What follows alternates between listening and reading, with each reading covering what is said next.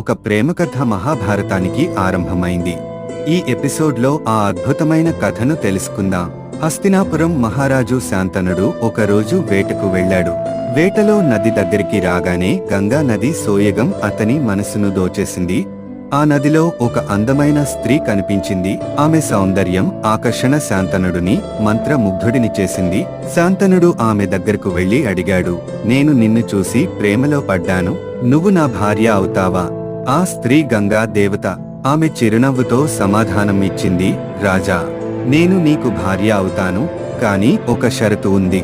శాంతనుడు ఆసక్తిగా అడిగాడు, ఏ షరతు? గంగ చెప్పింది, నేను ఏం చేసినా నువ్వు ఎప్పటికీ అడగకూడదు, అడ్డుకోకూడదు. ఒకసారి నువ్వు నన్ను ప్రశ్నిస్తే నేను నిన్ను విడిచిపెట్టి వెళ్ళిపోతాను. శాంతనుడు ఆ షరతును అంగీకరించాడు. ఇద్దరూ వివాహం చేసుకున్నారు. కొంతకాలంలో ఒక బిడ్డ పుట్టింది.